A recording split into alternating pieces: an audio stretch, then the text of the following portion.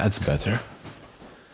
Hey, what is up? Welcome back. In this video, I want to unpack this topic, which I touched on in one of the live streams. I asked and suggested to one of the participants you could nudge and push Justin from his today spot to that tomorrow spot. Do let me know in the chat, by the way, if you want me to do a video explaining. I did a lot of persona grids back in the day, trying to kind of get my clients to buy in the change and what they need to focus on, trying to tell them that this is who they are targeting now and this is who their user is. But if they do these extra bits, they could actually push the user, have them as a paying customer.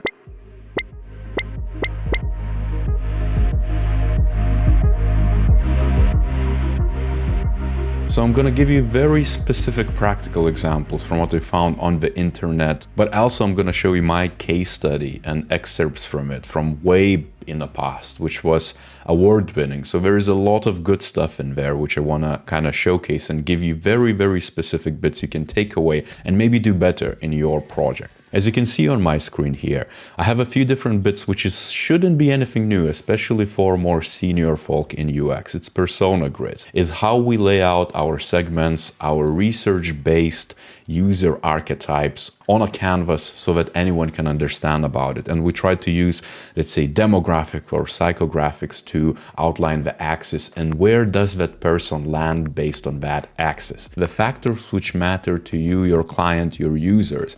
So you as a UX designer need to research and understand what matters and then use that as a basis. Super important. You cannot do this without research. Again, there is no UX without research. It's not like willy-nilly ideating on a spot and just jumping into your ideas and just outlining it. No, there has to be some basis and you have to know enough to outline this. But let's say in Gus's example, he could put his users, his personas for a service or a product based on the privacy, how private they want to be, how high of a technical expertise we have. Let's say if they're low tech savviness or high tech savviness, and let's say your grandma could land somewhere on a low tech savviness and maybe she doesn't care about the privacy and uses Facebook, maybe she would use that lower left quadrant, and you, for example, could be the opposite and things of that nature. So you display your users on different sides. For example, here from Eric, you have results driven and holistic versus detail, and he has quite a few different archetypes which lands. He even can group them and create personas all for that quadrant, or he can make them specific. Again, you need to work with the team to understand what needs to be done. Another one by Ben I liked,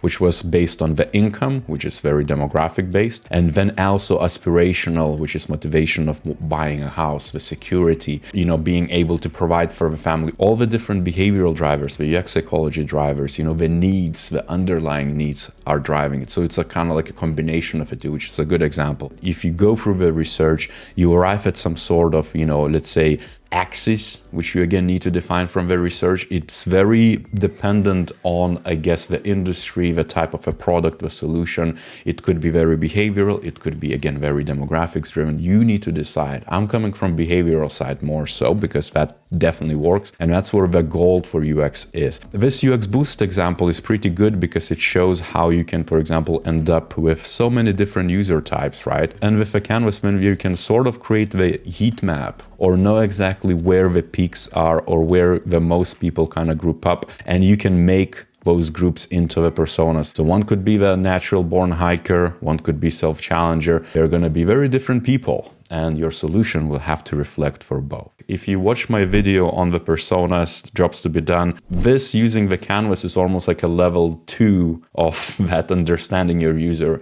and documenting it. I want to take you to level 3, which is the behavioral grids, or how do you position person from A to Z. Them, for example, not knowing about your solution to them being engaged and paying customer. Whatever you design in your day-to-day, you always shift behaviors because it always becomes a new touch point with new features. Typically, the business might come to you and they might not ask for it, but you as a very senior UXer, let's say, or growing UXer, need to consider how to make so that, let's say, someone who's unaware of a brand, who, let's say, lands in that left quadrant, could kind of be positioned with the right means and channels and solutions and become this results-driven holistic. It could be that's what you are after. For example, what you have in the customer lifecycle stage, which is very very typical marketing framework or model. You're gonna see a lot of different ways to represent this, but in this specific scenario, it's very linear. And this is what you, let's say, would need to kind of consider and use if you bring something new into the market, because you would go through awareness, interest, desire, action, loyalty, advocacy. Maybe you could merge some steps and simplify it, but let's say if this is the framework you're using, you know that your customers or the customers which your competitor is now taking on would need to go through to arrive and become your user. And as you build trust, you can ask more and more permission from the customer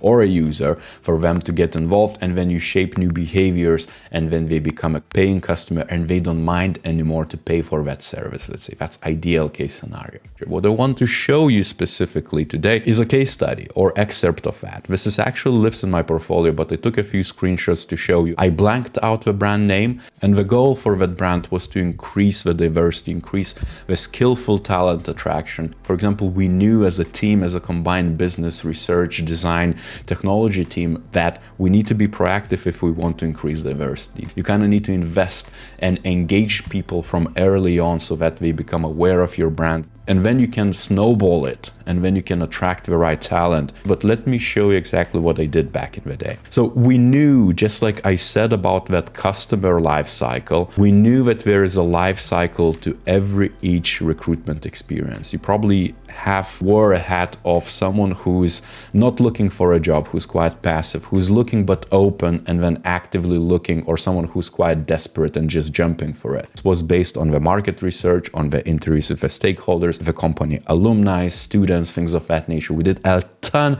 of interview surveying, a ton of research. And without showing too much, we also did a lot of research on the drivers of what matters to people, looking at the lenses of diversity and inclusion, ownership, belonging, reward, work-life, reputation, stability, crunching of the interviews to understand that these are the things which people who might consider joining the firm or maybe not looking, might be looking but open, but also actively looking, care about. These became basically the motivational drivers could shape our solutions on and change the customer or user behaviors. So drivers are super important, but again, nothing here is ideas. All of this is based on a hard, deep research engagement with the users and stakeholders. Created a lot of different personas to understand and show to our stakeholders who do we actually target and who we won't target. For example, the passive ones who are not looking, we need to inform for the future acquisition opportunities. The ones who we kind of like,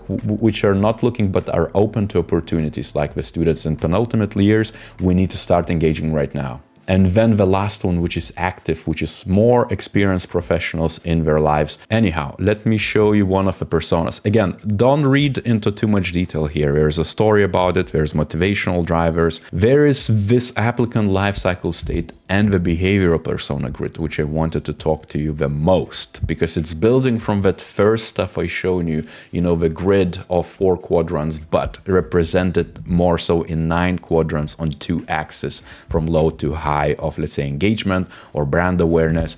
Again, I wouldn't do sliders today, and I don't think they add much value at that point. It was just easier to communicate to stakeholders and showcase it visually of who, let's say, this person is. So this is very rich persona, by the way. I don't think there is a need to do so unless you're in my shoes, like, let's say, consultancy shoes, where you need to kind of sell a lot of that UX work, or you need to kind of drive what UX is. If you need to change the ways of working, then that could add value. This persona positioning highlights the areas of how we want to shift them. About the talent acquisition, we knew that we need to shift them from very low engagement, or here, let's say, mid engagement and low brand awareness. We need to kind of spark the brand awareness, and then they become much more employable, if that makes sense. So you kind of shift them step by step into that top, because they're going to have the right expectations, everything's going to match, and it's going to be much easier for them to apply and for us to hire them.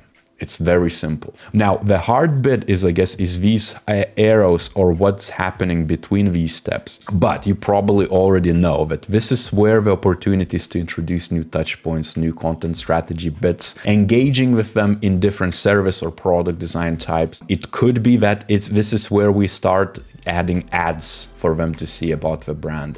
It could be that we start engaging in career fairs or reaching them out other channels. And what we discovered and ideated on as a team and prioritized were quite a few different things which we expressed in the storyboard. But just before I jump into that, let me just kind of hammer the point that, let's say this person, Anton, could go through these steps at any point in their careers or life cycles. It doesn't mean that you discover something and you research and you find out that this Sarah, let's say, are this right now, we cannot shift tomorrow to something else. It's up to you to change that behavior with appropriate steps and appropriate strategic bits and tactical bits, basically, and decisions. So let's say the likes of Anton could today be not looking, tomorrow be looking but open, and then actively looking, day after. But it's up to us to drive that change, going through the emotional journey. And this is to be, by the way, we had the as-is journeys too done.